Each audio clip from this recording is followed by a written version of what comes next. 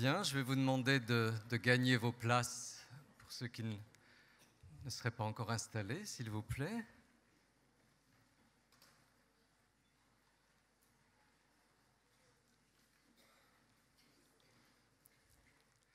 Merci. Donc, Monsieur le ministre, Monsieur le président de la région, Monsieur le président du département, Monsieur le président de l'agglomération, Monsieur le maire, Mesdames et Messieurs les parlementaires, Madame la rectrice, Monsieur le préfet, cher Jean-Noël Jeannet, Mesdames et Messieurs, chers amis, au nom de toute l'équipe qui a préparé avec moi ces 21e rendez-vous de l'histoire, je vous souhaite la bienvenue.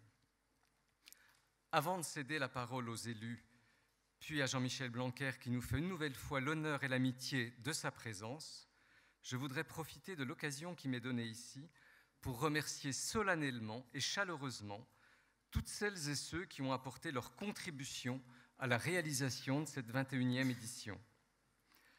Je remercie les collectivités territoriales et l'État qui assument l'essentiel du coût de cet événement et par conséquent sa gratuité. Je remercie tous nos partenaires privés dont le soutien est plus que jamais nécessaire à une époque où les finances publiques sont chaque jour davantage contraintes.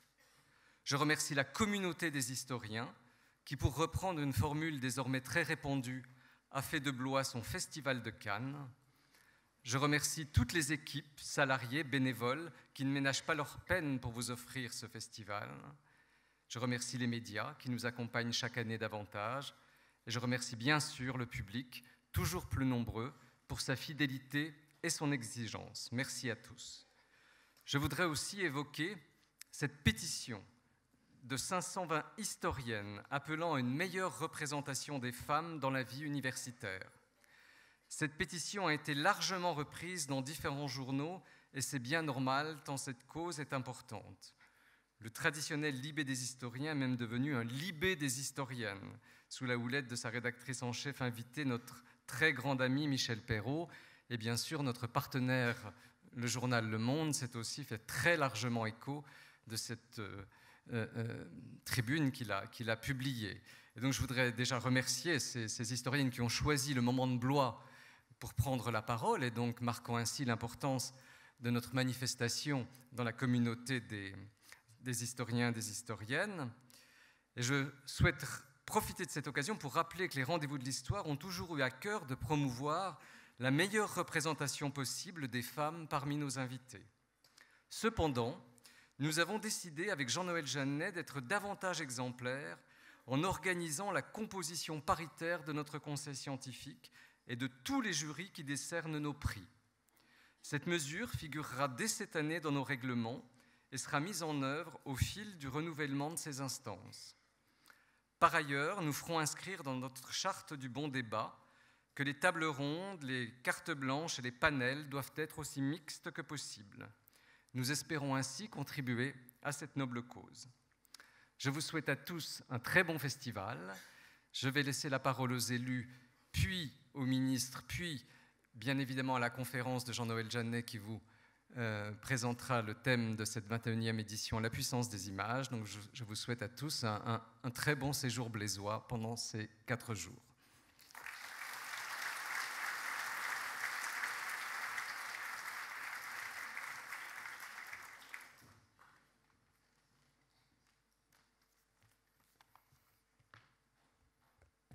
Monsieur le ministre, merci de votre présence qui nous honore et à travers votre présence, c'est évidemment la reconnaissance du gouvernement de l'État sur ce bel événement unique en France.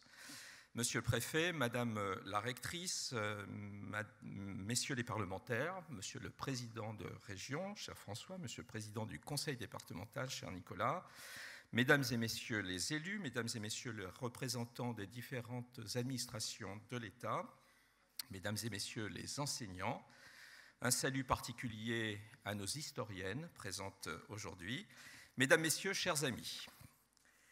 Comme au travers d'une brume de l'aube ligérienne apparaît ce visage flou, celui que nous donne à voir la superbe affiche de ces 21e rendez-vous de l'histoire de Blois.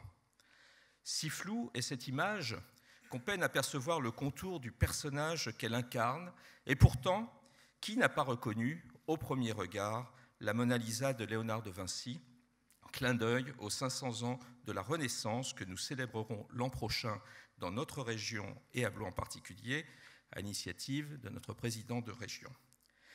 Quelle puissance a cette image travaillée et qui, malgré cet effet, vibre dans la mémoire de chacun pour lui donner son sens, son titre, se souvenir de sa beauté et sa réalité, même à ceux qui ne l'auraient jamais vue au Louvre.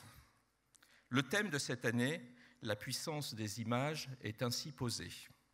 L'image, c'est la force du langage universel, par-delà les langues vernaculaires, confiant l'écrit à l'effort de l'apprentissage initial. L'image fait sens chez tout un chacun. Quel que soit l'endroit du monde où l'on est, la figuration de ce qui est porté au regard prend le même sens sans qu'il soit besoin d'avoir les bons mots pour le dire. C'est ainsi souvent par l'image que s'enseignent les langues et l'écrit. L'image est alors mise en relation au mot, à son phonème et facilite alors l'apprentissage. Partout, et a fortiori dans un monde rapetissé, règnent les pictogrammes, représentations schématiques ou graphiques qui font transiter le sens sans recourir aux mots, après avoir été dans certaines civilisations, comme dans l'Égypte antique, la forme même de l'écriture. L'image rassemble et fédère. Son universalité en a vite fait un outil majeur de communication et de conviction. Ce qu'elle montre fait ainsi réagir la raison, mais aussi l'émotion. L'image passe vite de la communication à la propagande et se fait objet et outil politique.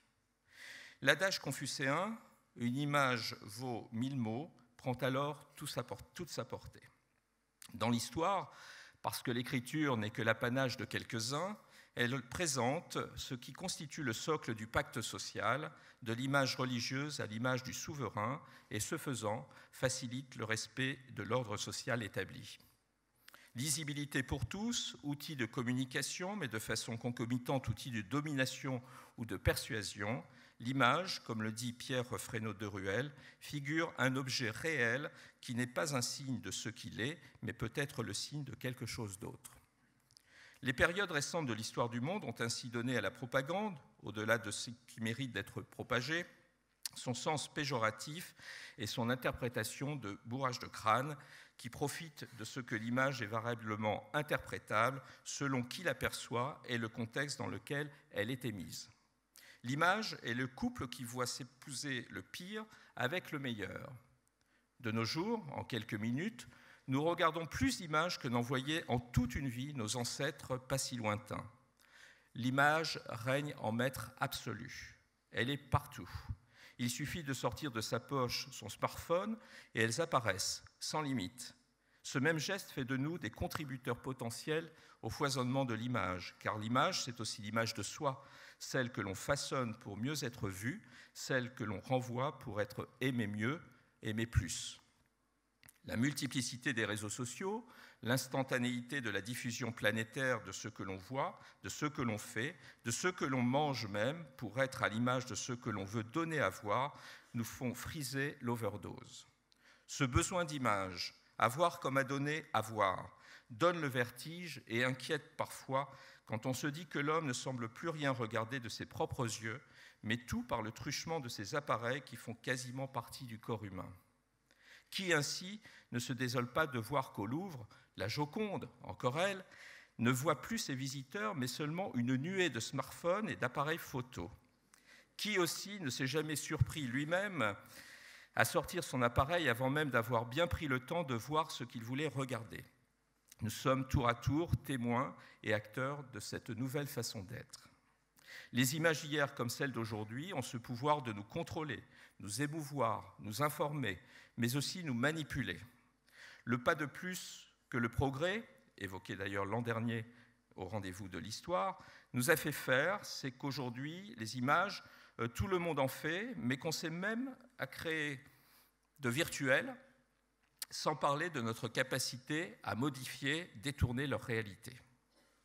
Des récentes images ont, à cet égard, ces derniers jours, fait le tour de tous les médias. l'image réelle d'un doigt photographié auprès du président de la République, ou encore celle de deux ministres sur un perron se tenant la main en guise d'adieu. Combien de nous en ont eu de versions tronquées, corrigées, de façon parfois drôle, parfois ignominieuse? Combien de temps le débat public s'est focalisé sur ces images, bien éloignées des urgences de notre temps? L'image, notre regard sur l'image, son instantanéité, l'absence de distance et de temps entre elles et nous, nous limite à l'émotionnalité, à l'émotionnalisme, permettez-moi ce néologisme, entre émotion et sensationnalisme, doit nous faire réagir. L'image est aujourd'hui une urgence éducative, car l'image, c'est ce qu'elle est, d'où elle vient, qui l'a fait, comment elle est construite, ce qu'elle cache, les sens qu'elle a, les messages qu'elle porte. L'image, c'est souvent tellement plus que l'émotion qu'elle suscite, la réaction qu'elle provoque. Il est urgent d'enseigner l'image, urgent d'apprendre à la décortiquer et par tous les moyens, le besoin impérieux d'en faire un objet d'émancipation, d'éveil du sens critique et de la distance qu'il faut mettre entre elles, nous et nos actes, pour rester toujours des citoyens éclairés et libres.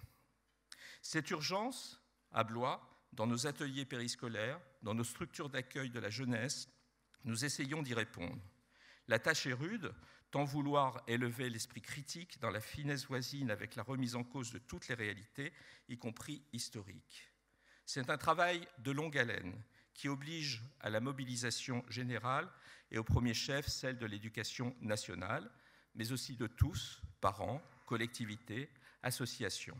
Et c'est aussi ce que veulent faire cette année les rendez-vous de l'histoire, dont je salue le président, Antoine Favron, le président du conseil scientifique, cher Jean-Noël Jeanneney, le directeur Francis Chevrier, l'ensemble des salariés et des bénévoles, les services de la ville et de l'État, sans oublier le monde de l'entreprise, pour la 5e édition de l'économie dans les rendez-vous, qui tous, ensemble, se sont agrégés pour faire vivre une édition 2018 à l'image de notre ville, accueillante, foisonnante et belle. Bon festival.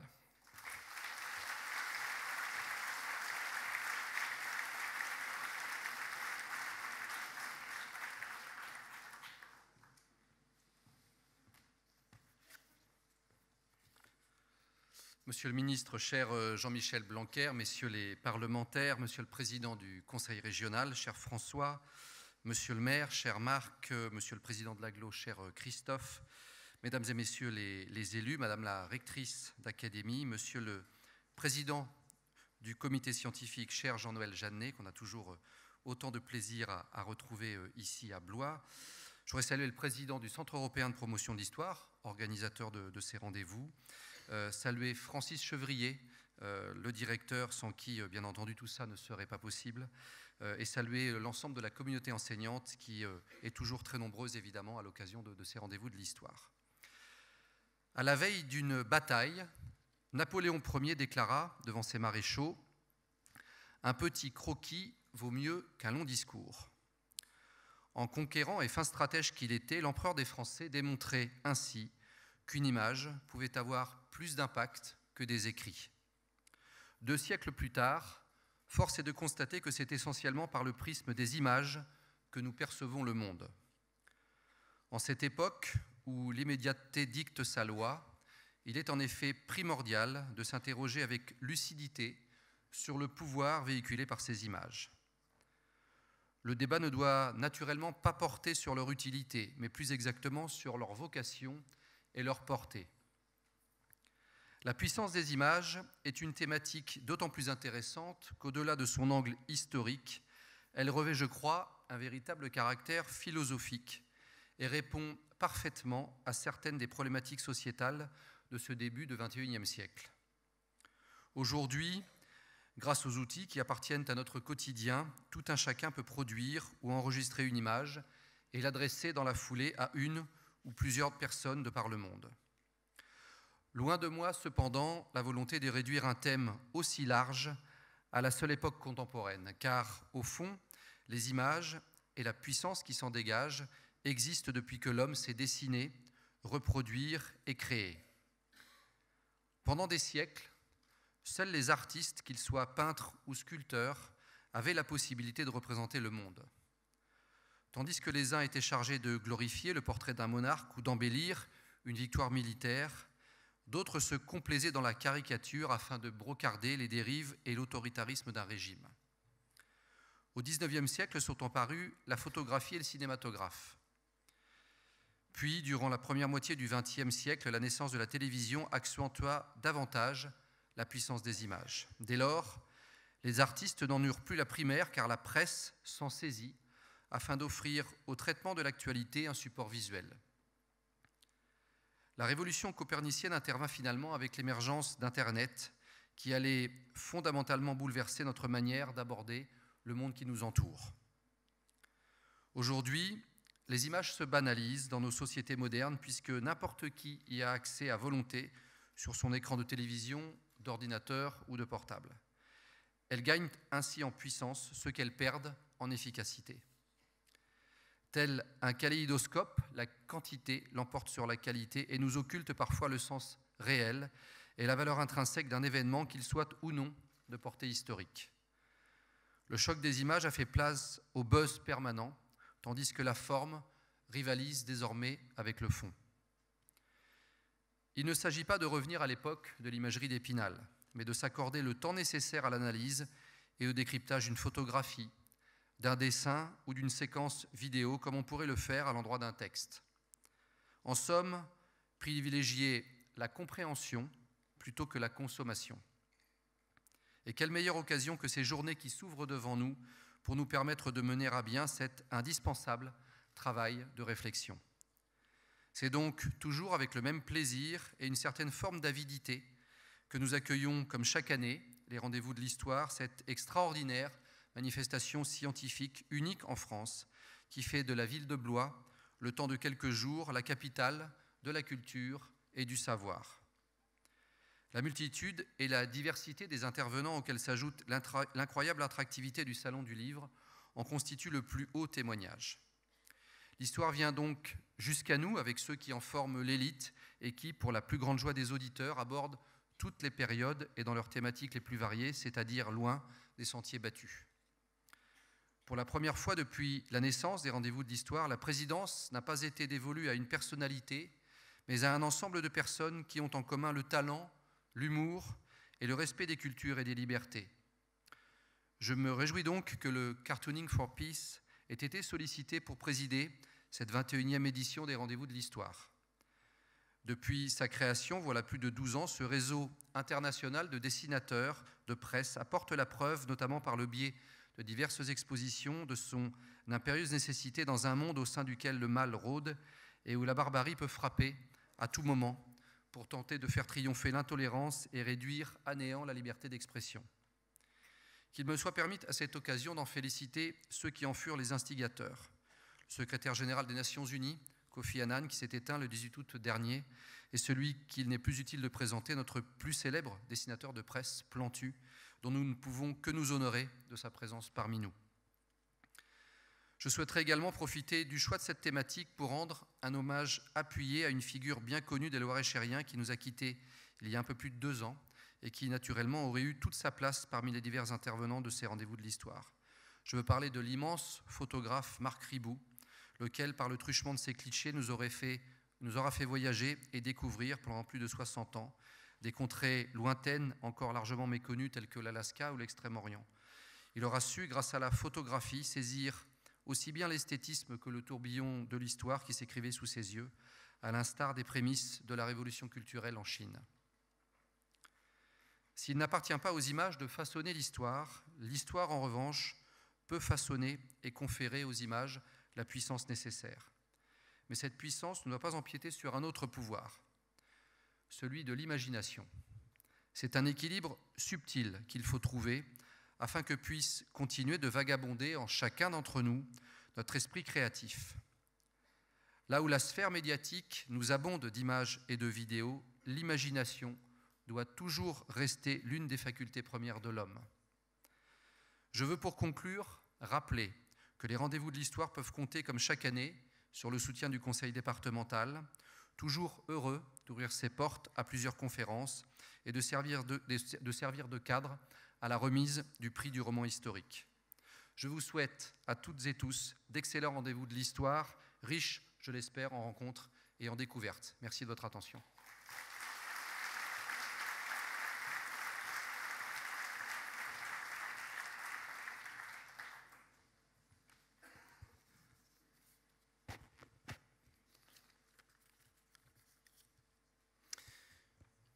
Très heureux de vous saluer ici, Monsieur le ministre de l'Éducation nationale, cher Jean-Michel Blanquer.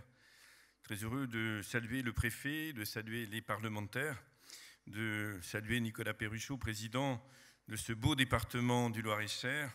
Bien évidemment, de te saluer, Marc, en tant que maire de cette ville, de saluer Christophe en tant que président, de vous saluer, Madame la rectrice, de saluer, bien évidemment, avec un immense plaisir en accueillant Jean-Noël Jeanneney qui est, on le sait, très très engagé et porteur de beaucoup de la richesse et de l'attractivité de cette manifestation. Je veux également saluer de manière très particulière Francis Chevrier pour son engagement.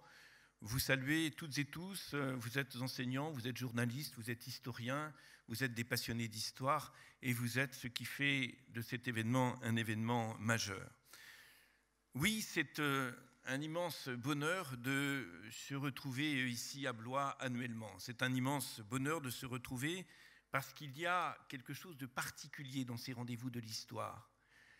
Celles et ceux qui les ont initiés, celles et ceux qui les portent aujourd'hui, nous donnent ce grand bonheur de partager un moment qui mêle la culture dans ce qu'elle a de plus riche et de plus fécond, qui mêle la culture à une ambiance, à une atmosphère qui nous éclaire, qui nous porte, qui nous permet dans l'échange, dans la confrontation d'idées, dans la confrontation d'analyses, de quitter chaque année ces lieux en pensant que nous allons y revenir parce qu'ils nous ont rendus à notre niveau individuel et collectivement plus forts, plus capables d'analyser, mais aussi qui nous ont donné le profond bonheur de la réflexion et de la pensée, et c'est important de le dire dans cette période. Oui, nous sommes à chaque fois stimulés et éblouis, nous qui régulièrement participons à ce qui nous est donné de partager. Je veux vraiment remercier celles et ceux qui, à nouveau cette année, donnent tant de leur temps pour réussir cet événement, et saluer à mon tour, saluer la presse qui, localement et nationalement, et on en parle régulièrement avec les porteurs, fait que cet événement est un événement véritablement d'une grande densité, d'une grande richesse qui prend place dans les événements culturels nationaux qui comptent.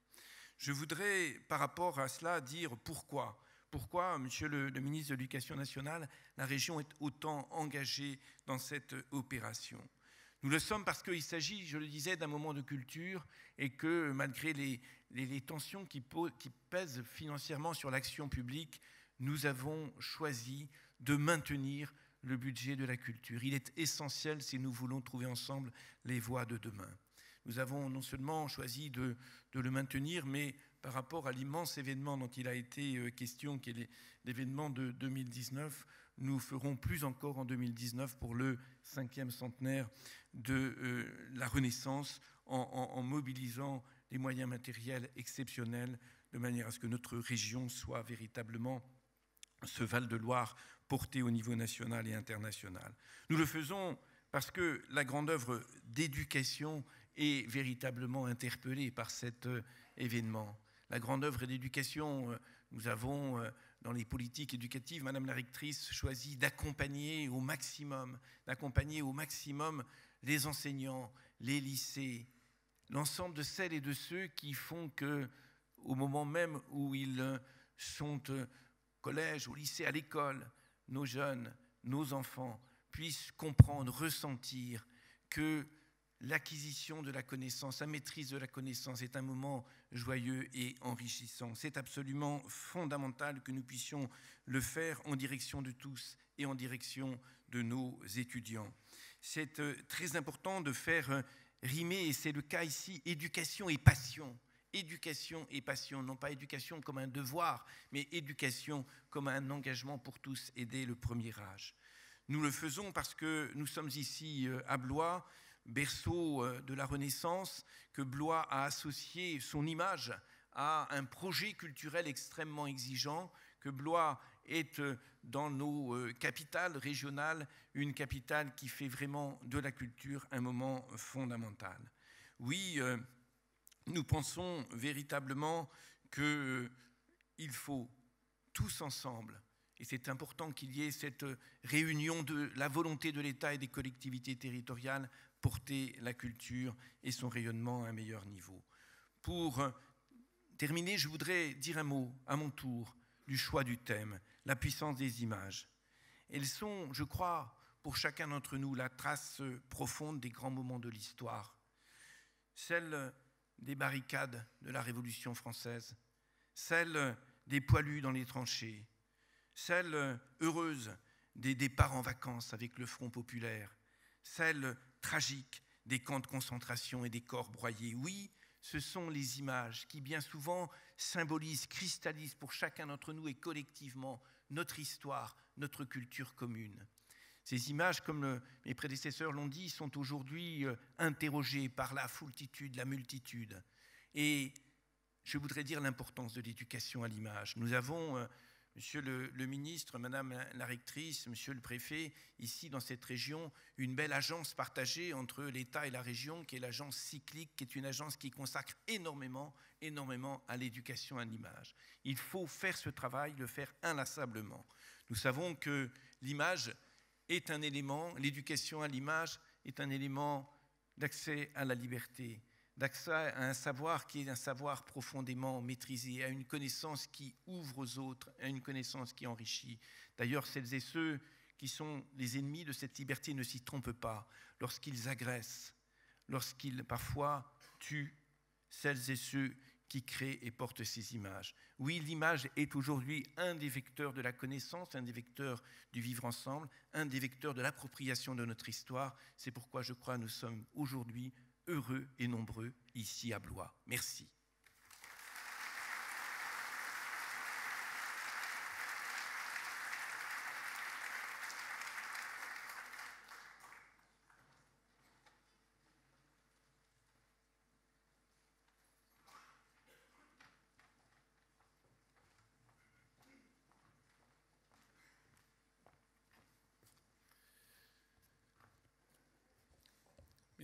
Mesdames et messieurs les élus, merci de votre présence, monsieur le préfet, madame la rectrice, mesdames et messieurs les professeurs, mesdames et messieurs, je suis très heureux d'être en présence d'amis, de Blaisiens.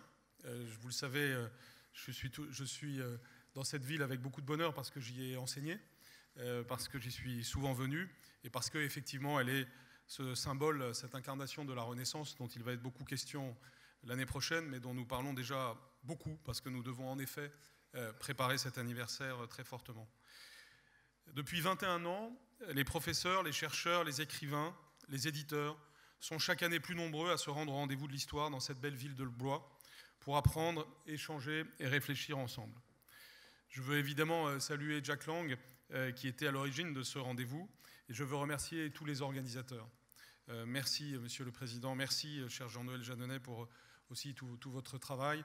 Et merci à vous, Monsieur le Président de région, Monsieur le Président du département, Monsieur le maire, pour cette fidélité des collectivités locales à cet événement qui est essentiel pour l'éducation nationale, puisque cet événement rassemble, nous le savons tous, notamment les professeurs d'histoire-géographie, que je salue, il y en a forcément beaucoup dans cette salle, mais aussi de façon plus générale l'ensemble des passionnés d'histoire, et même nos élèves.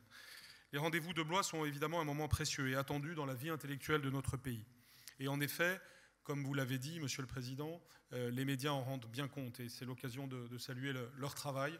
Et souvent, l'éducation nationale et les médias travaillent bien ensemble, il faut le dire, pour ce travail vis-à-vis des professeurs, vis-à-vis du grand public, mais aussi vis-à-vis de nos élèves. Je veux saluer les chercheurs, bien sûr, qui jouent un rôle essentiel. Cette rencontre est une rencontre entre la recherche et la pédagogie, d'une certaine façon. Et il y a dans tout professeur un chercheur et un pédagogue. Je veux saluer les éditeurs qui portent des projets éditoriaux ambitieux. Et Blois, c'est aussi d'une certaine façon un salon du livre magnifique. Je veux saluer de nouveau, évidemment, les amateurs et les curieux d'histoire qui sont présents ici. Et cet amour du savoir et de la transmission, cette stimulation intellectuelle que l'on ressent ici, porte l'enthousiasme. C'est pourquoi je tiens évidemment à confirmer que l'Éducation nationale demeure un partenaire privilégié. Un partenaire privilégié du Festival de Blois, parce que ce qui se joue ici est tout à fait significatif de ce qui se joue dans l'école de la République. Quand on me demande ce que, pour moi, c'est un bon professeur, qu'est-ce qu'un bon professeur, je réponds toujours que c'est un homme ou une femme qui aime sa discipline, qui aime sa matière, qui a la passion de sa matière et qui a la passion de ses élèves. Et que son travail est à la croisée de ces deux passions, la passion de la connaissance et la passion de la transmission. Et c'est évidemment ce que l'on retrouve ici à Blois. Les disciplines scolaires sont des matières vivantes. Elles dépassent le sujet d'ailleurs de la discipline, et souvent il y a des querelles inutiles autour de la question de la discipline ou de l'interdisciplinarité, parce que qu'y a-t-il de plus interdisciplinaire que l'histoire? Peut-être la géographie, mais toutes les disciplines ont quelque chose d'interdisciplinaire. Et bien entendu, nous avons toujours intérêt à croiser les connaissances.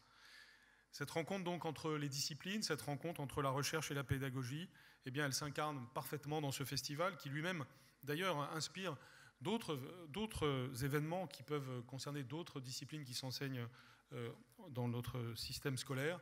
Et c'est important d'avoir ainsi aujourd'hui des lieux et des moments qui sont des temps forts quant au contenu de ce que nous transmettons. L'histoire est évidemment une discipline fondamentale de l'école de la République. Et c'est vrai depuis l'origine de l'école de la République. Cette école, nous le savons, elle a pour but à la fois d'être le creuset de notre destin collectif et en même temps le levier de l'émancipation individuelle de chaque élève. Les deux choses vont évidemment ensemble. Et aujourd'hui, dans les défis que nous avons à relever, il y a à la fois l'élévation du niveau général, en l'occurrence une meilleure connaissance de l'histoire de la part de nos élèves, et la justice sociale, c'est-à-dire le fait que cette histoire et cet enseignement soient accessibles à tous. L'histoire, en transmettant le récit des faits passés, montre à la fois la puissance de l'action individuelle et le rôle du collectif. Et l'histoire transmet un discours qui donne du sens à l'individu dans l'aventure collective. C'est pourquoi nous avons plus que jamais besoin d'histoire. Il n'y a pas de progrès social individuel et collectif sans une élévation du niveau de connaissance et sans un récit qui nous lie. Toute approche qui consiste à décrire l'histoire comme tournée vers le passé et comme donc quelque chose qui, de ce fait, serait passéiste, est évidemment une erreur. Et c'est pourquoi j'utilise si souvent cette expression qui fait d'ailleurs référence à un média lorsque je dis que ce que nous devons donner aux élèves, c'est de leur donner des racines et des ailes. Et c'est parce que nous leur donnons des racines que nous leur donnons des ailes. Toute vision qui oublie cela est une vision qui oublie tout simplement ce qui permet à un être humain de croître et de se développer et de s'émanciper. Il est évident aussi que tout être humain a besoin de narration, et on court un risque considérable lorsque l'on prive l'enfant de cette narration. Il y a dans la famille, et les psychanalystes appellent cela le roman familial, il y en a aussi dans les pays. Et notre pays a évidemment besoin d'un récit. Bien évidemment, ce récit doit être passé au crible de la critique. Et bien loin d'être une mythologie, ou même d'être un roman, ce récit historique porte cette exigence de vérité de l'histoire, vérité des sources, vérité de la méthode. Le mythe n'est pas à rejeter en soi, mais il appartient à une catégorie particulière, en dehors de l'histoire, qui s'exprime à l'école. Le récit national, en revanche, relève de la narration, c'est-à-dire d'un besoin profond et d'un goût pour la vérité. Il ne s'agit pas d'enseigner des points de repère faux, mais des points de repère fondés et des points de repère qui reposent sur l'esprit critique. Jules Michelet avait cette formule à propos de l'histoire. Il écrivait « Thierry voyait une narration et M. Guizot une analyse. Je l'ai nommé pour ma part « résurrection ». Eh bien, l'histoire, ce sont en fait ces trois éléments en même temps. Une narration, et en cela, les talents d'écrivain et d'orateur comptent beaucoup pour les passeurs d'histoire. La langue et l'histoire sont d'ailleurs les deux piliers de l'école française. C'est aussi une analyse, en effet, car l'histoire est une science humaine avec ses méthodes, et on le voit très fortement dans les rendez-vous de Blois.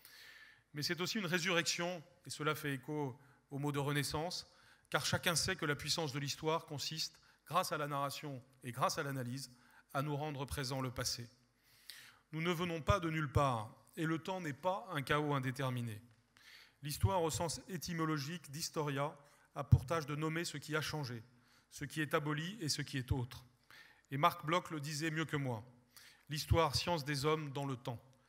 Cette définition est une des meilleures que je connaisse. C'est pourquoi il est si important de transmettre aux élèves des repères en leur enseignant la chronologie et les grandes dates de notre histoire. La chronologie peut être qualifiée de mise en intrigue du temps. C'est ce qui nous constitue. C'est notre héritage commun. Et je suis parfois inquiet quand je vois que des élèves ont des fragilités à ce point en matière de chronologie. C'est pourquoi les racines qui permettent aux élèves de se projeter vers le futur supposent une capacité à se repérer dans le temps, à connaître la succession des siècles et à avoir des points de repère.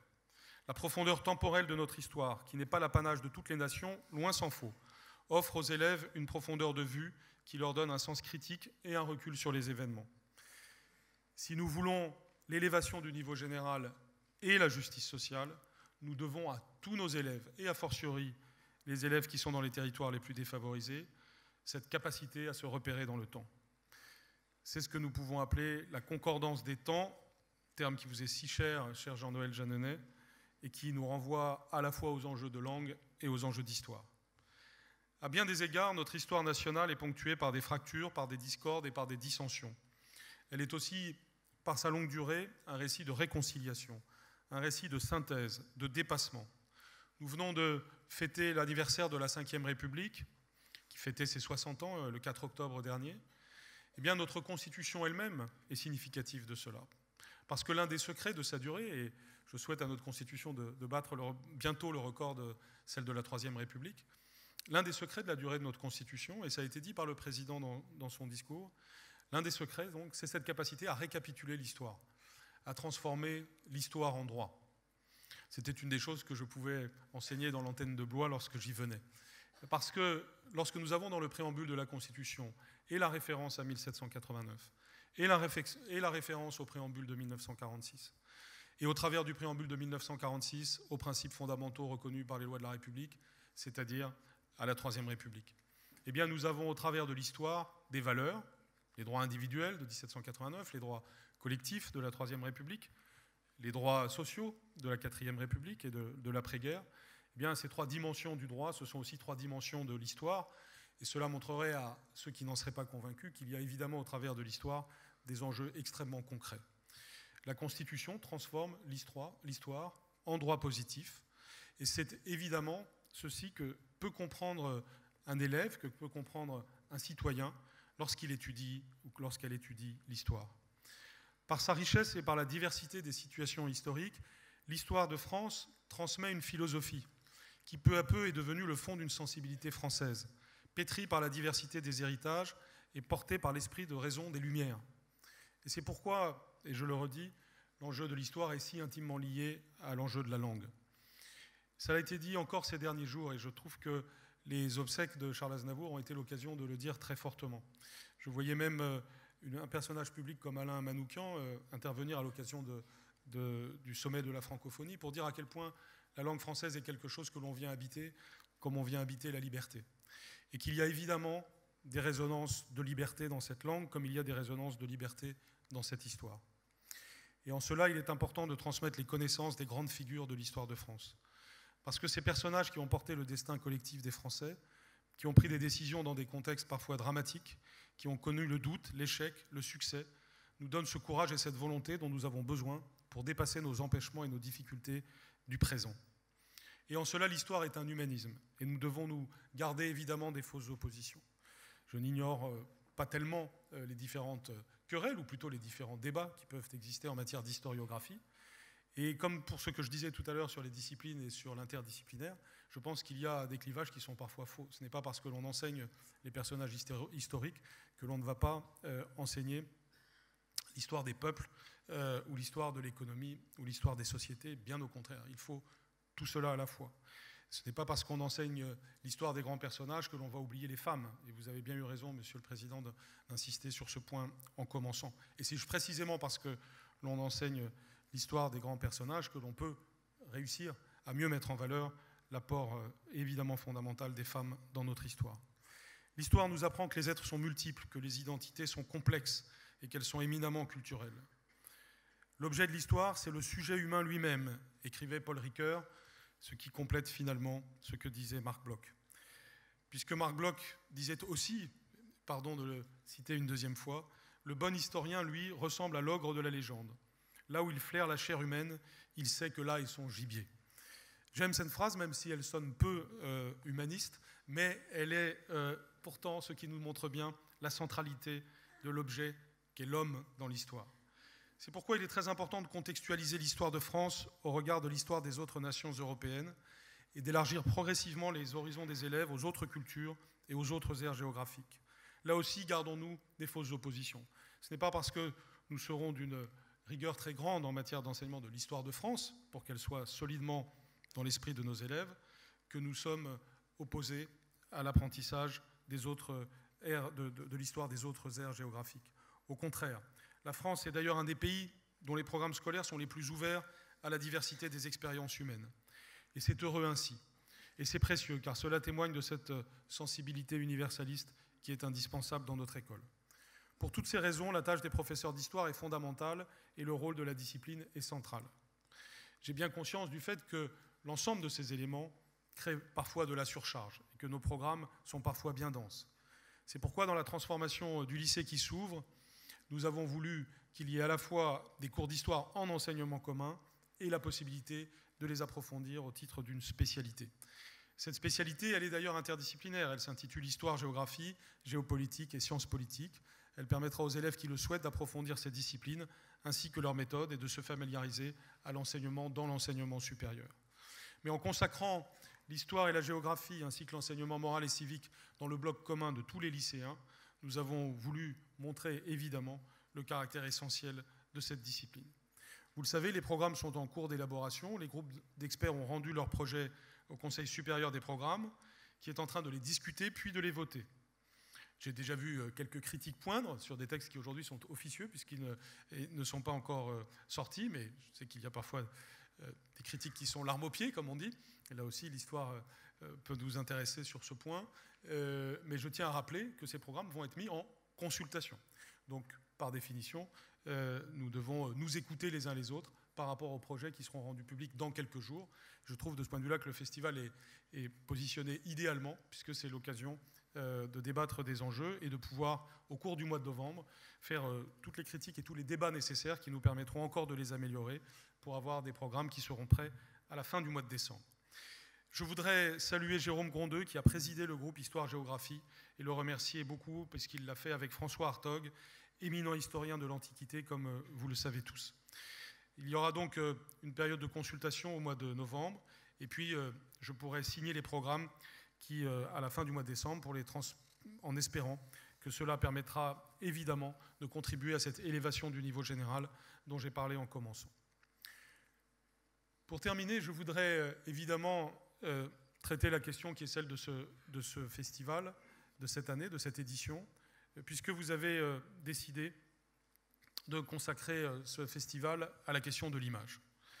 Je voudrais d'abord faire mien les propos qui ont été tenus auparavant, qui étaient de haute tenue et qui disaient déjà beaucoup sur l'importance de l'image dans nos sociétés. Je voudrais aussi les resituer dans une perspective historique qui, elle, est absolument essentielle si l'on veut comprendre les défis qui nous sont posés aujourd'hui. Et ça a déjà été bien fait avant moi.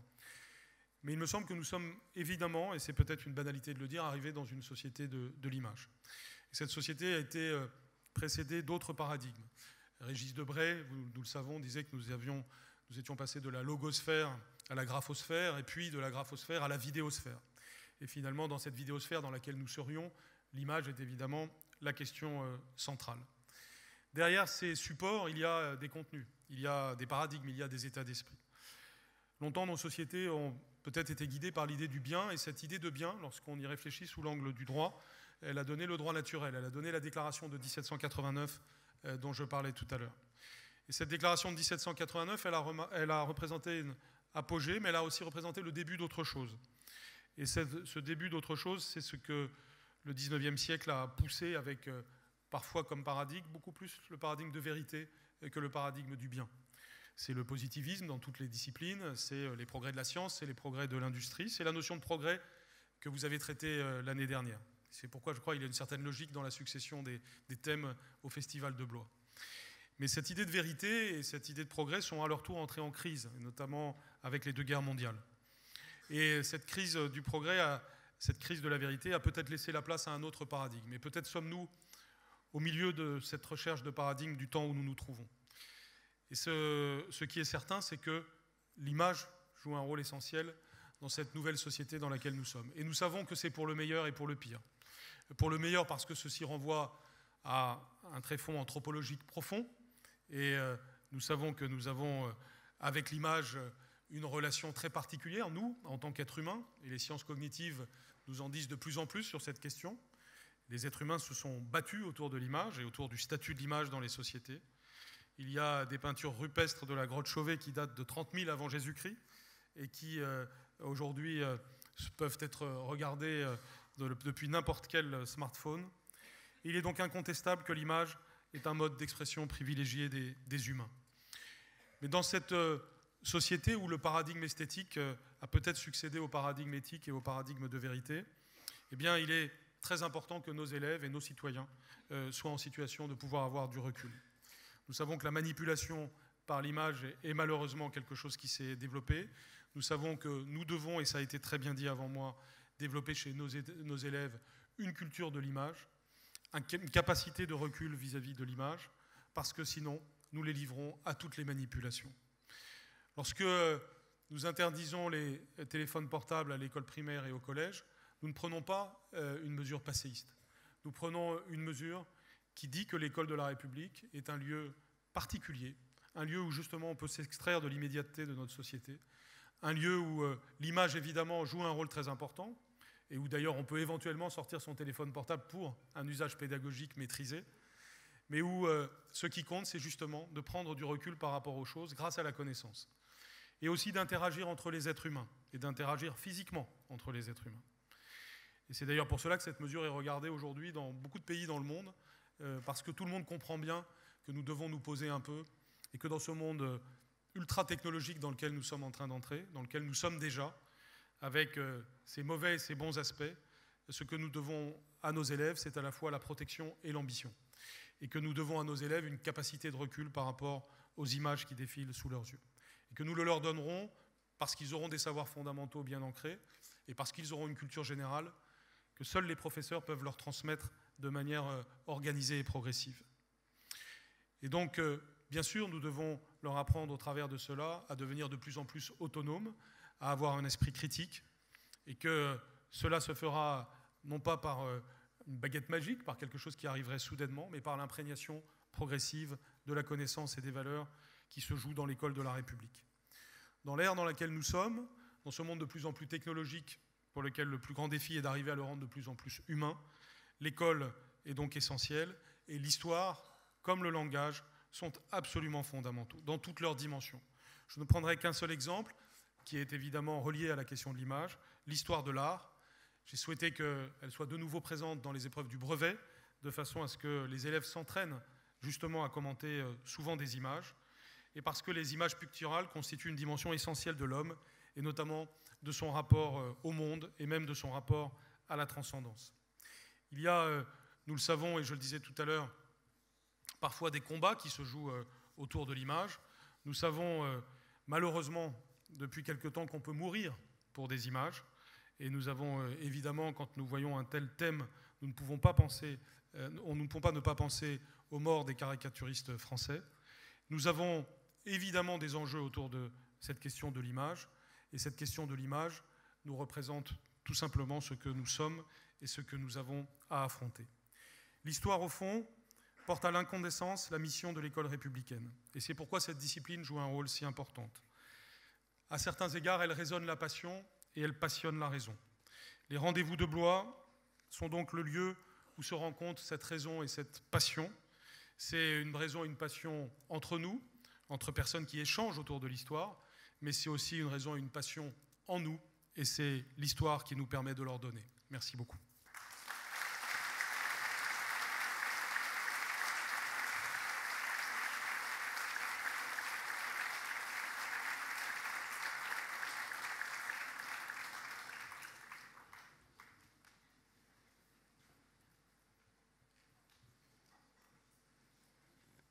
Profusion, avalanche, Niagara, tsunami, les mots se bousculent en vérité pour définir cette affluence des images dont nous sommes marqués et pour une part, notons-le, accablés.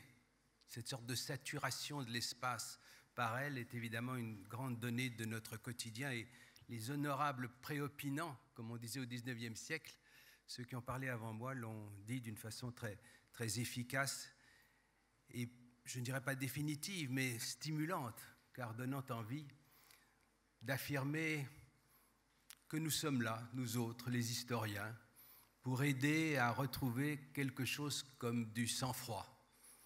Non pas que Clio se hausse du col, encore que parfois elle a cette tentation.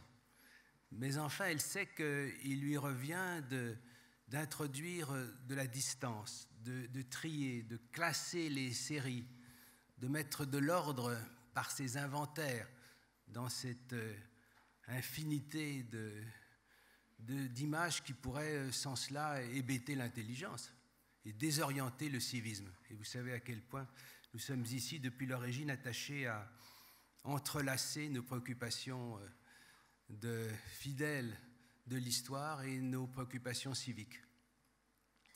Oui, Clio, je crois, peut et doit apporter un concours original à ce dialogue que nous sommes désormais contraints d'organiser avec ces milliards et ces milliards d'images. On me dit qu'il y aurait 1 milliard de photographies qui seraient prises chaque année sur cette planète. Donc, nous avons besoin d'aller tout simplement au travail.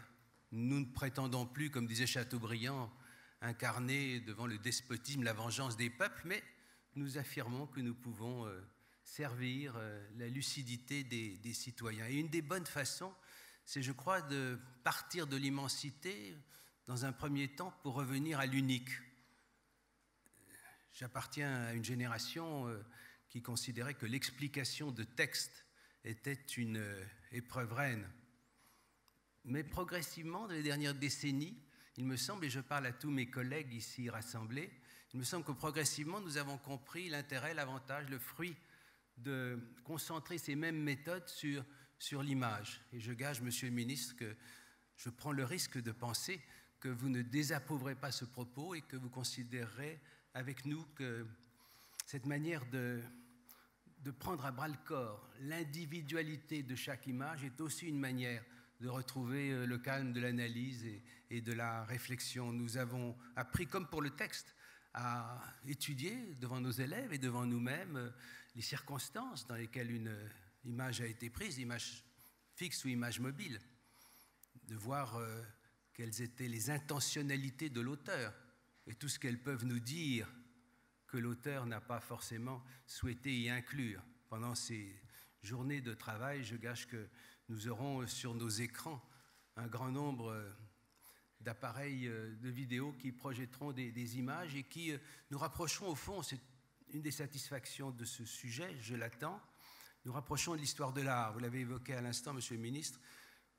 Dans l'organisation de l'université, il y a eu souvent, trop souvent, je pense, une sorte de coupure entre les historiens au sens large et les historiens de l'art. Et voilà que nous allons nous rapprocher et je pense que ce que vous évoquiez, ce qu'évoquait le président de la région à propos de la Renaissance et de l'anniversaire à venir, permettra de prolonger utilement cet effort. L'unité des images, assurément, mais elle nous conduit aussi promptement à une réflexion sur l'ensemble des activités de l'homme et ce que l'image peut dire à cet égard. Et bien sûr, sur la très longue continuité des temps, depuis l'art pariétal dont on parlait tout à l'heure, jusqu'aujourd'hui, jusqu'à tout récemment, jusqu'aux artistes assassinés, la place dans la religion des images est fondamentale. Nous allons forcément parler beaucoup de Byzance au XVIIIe siècle, puisque c'est là que se sont concentrés les antagonismes entre les iconoclastes et les iconodoules.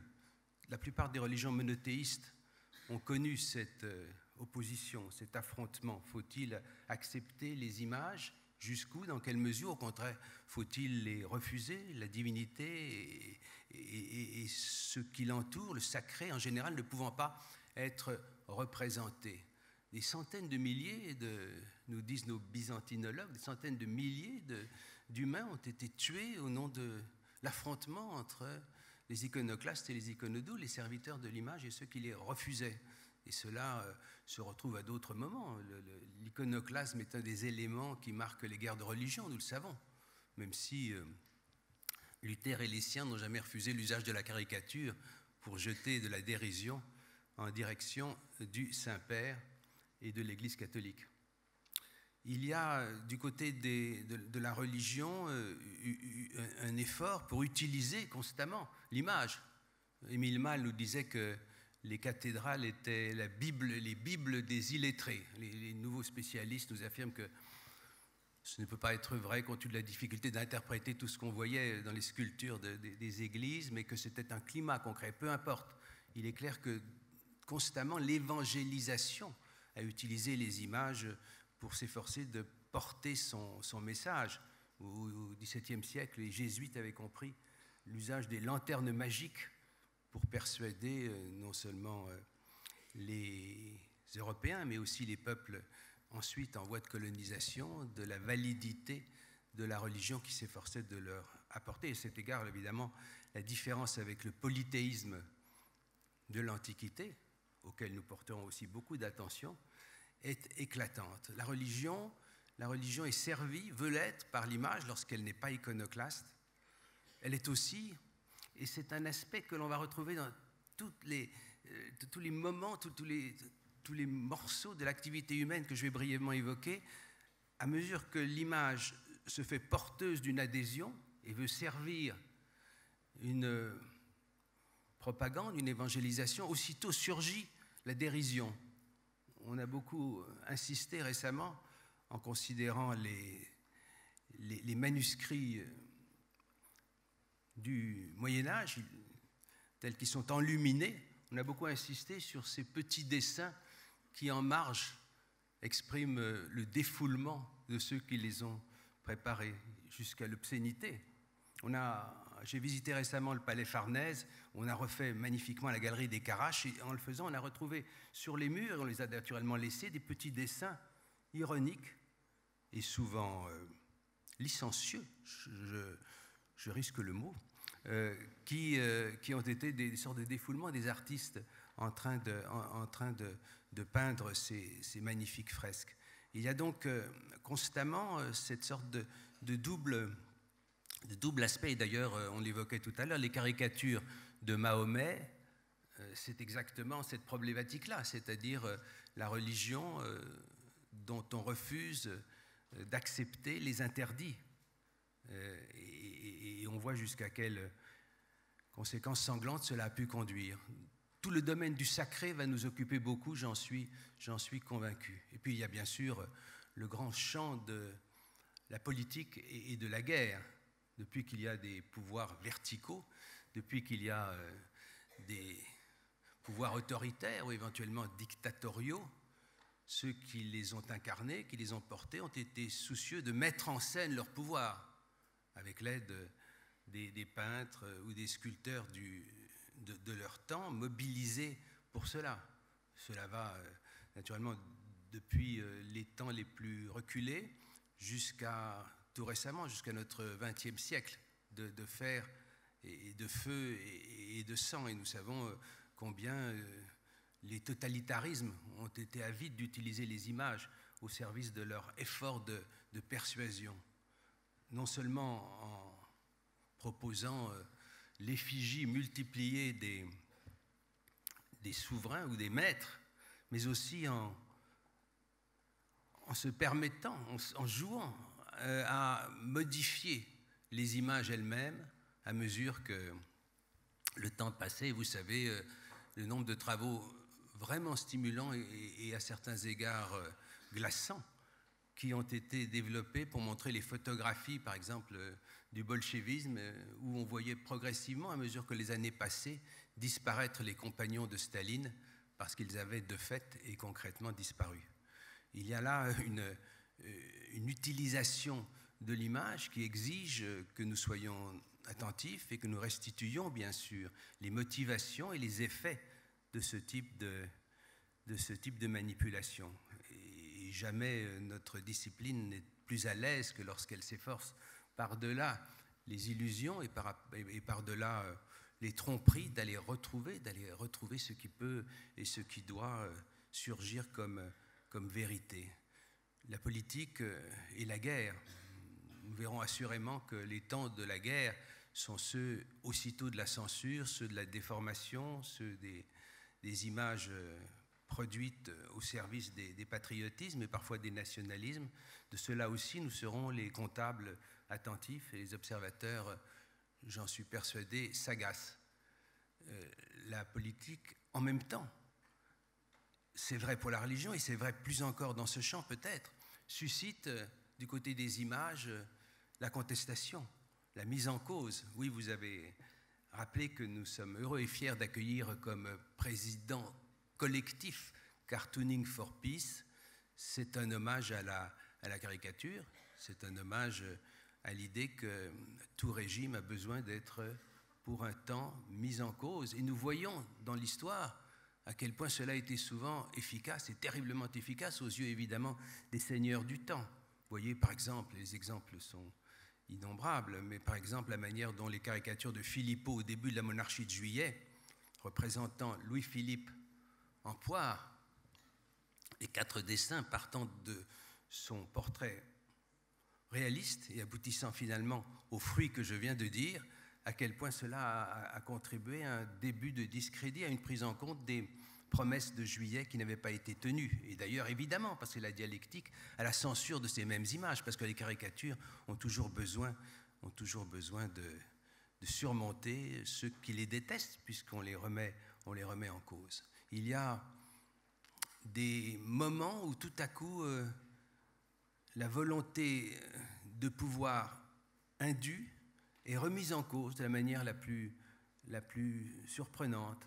Et parfois, c'est involontaire. Je me rappelle, peut-être avez-vous vu ce film qui m'a paru utopique, de l'effort et de l'échec des maîtres, ce très, très réjouissant film roumain qui montre comment, après une visite de Valéry Giscard d'Estaing à Ceausescu, au moment de publier la photo dans le journal, le rédacteur en chef avait dit « Mais c'est pas possible, Ceausescu, il a vraiment l'air tout petit à l'égard du président français. » Cela peut être négatif par rapport à son image. Donc on a donné ordre à un retoucheur de prendre le chapeau qui était celui en fourrure, qui était celui de Ceausescu, et dans ses mains et de lui mettre sur la tête. Le journal a été imprimé et le rédacteur en chef a vu avec horreur que le retoucheur, après avoir mis son chapeau sur la tête, avait oublié de l'enlever de la main de Ceausescu. Ce qui évidemment, et si vous avez entre les mains cet exemplaire, je vous engage, c'est un collector, à le garder précieusement, parce que le film montre comment on a couru derrière les trains pour essayer de rattraper évidemment les exemplaires, en vain, et c'est évidemment réjouissant. L'avers et le revers de la médaille, l'effort d'utilisation d'une image et en même temps la capacité constante de l'imagination, parfois mutine et parfois grave au-delà du comique, pour remettre tout cela en cause. De tout cela, nous allons avoir à nous mêler de ces questions. Le domaine de l'économie est évidemment concerné aussi. Je me contenterai d'évoquer la publicité. La publicité, l'histoire de la publicité, des affiches, est intimement liée à l'histoire du développement du capitalisme en particulier. La publicité contemporaine a beaucoup évolué et en même temps, les allusions qui sont faites dans les affiches renseignent sur un certain état de la connaissance commune, des connivences, des allusions d'un moment ou d'une époque. Il y a des évolutions très intéressantes. Sous la Troisième République, on avait apparemment le droit d'utiliser les hommes politiques, monsieur le ministre, au service de la publicité. Par exemple, Clémenceau, qui m'est assez cher, se retrouve dans une quantité d'affiches en disant « Ah, si Clémenceau était à bicyclette, ça marcherait bien. Ah, s'il était à cheval, ce serait parfait. » Et c'est probablement parce qu'il mange régulièrement du Foscao qu'il est tellement en forme et qu'il va être si brutal. Bien. Et en même temps, là encore, on retrouve de la dérision. Vous vous rappelez, dans le métro, et heureusement qu'il y a de la dérision dans la publicité, vous vous rappelez cette affiche très honorable contre l'alcoolisme, où il y avait écrit, on voyait un un adulte et son enfant, et il y avait écrit « Papa, ne bois pas, pense à moi ». Et une main irrespectueuse et coquine avait ajouté un seul mot, et c'était devenu « Papa, ne bois pas tout, pense à moi ».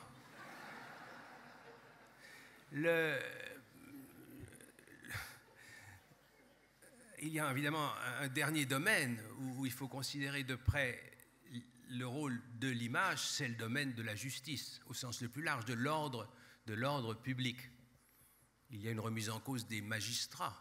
Aucun magistrat ne doit être sacré. De ce point de vue-là, l'œuvre de Daumier demeure absolument immarcessible, comme on disait au XIXe siècle.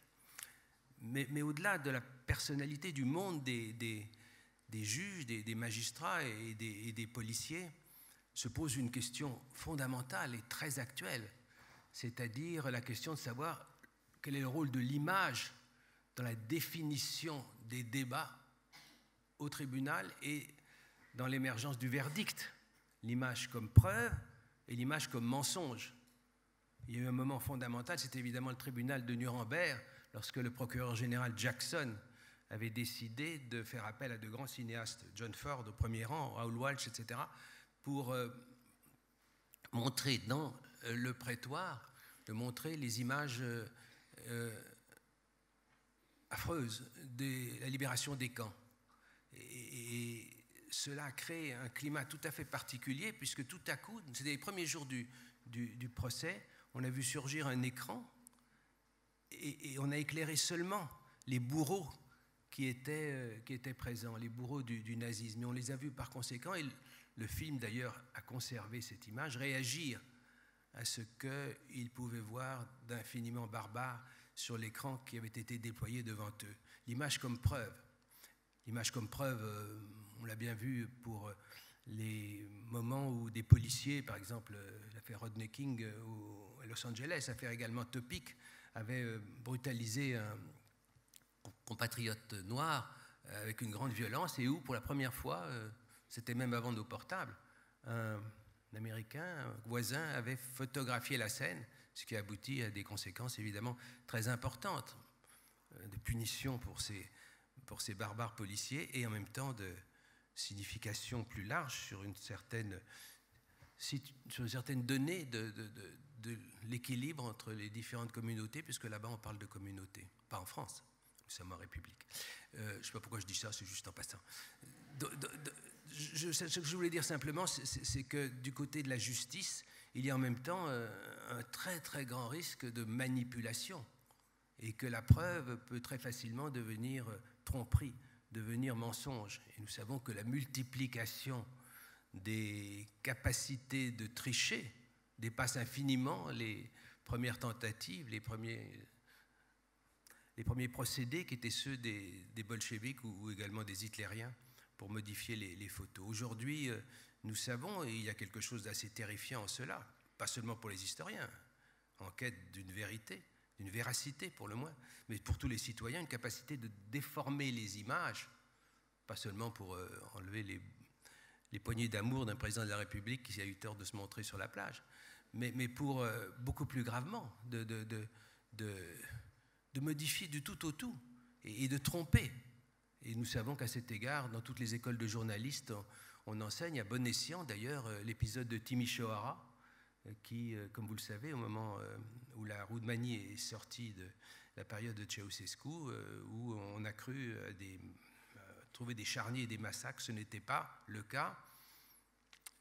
Dans le domaine de l'image comme dans le domaine de l'écrit, une certaine accélération de l'urgence dans l'appétit des médias est évidemment contraire à la nécessité du recul et de l'examen plus calme qui exige quelque temps quant à la vérité des choses. Et c'est là que, aussi attachés que nous soyons aux médias, je ne dis pas ça par un esprit de captatio benevolentiae parce qu'ils sont ici abondamment représentés et qu'ils rendent très bien compte de nos rendez-vous de l'histoire de Blois.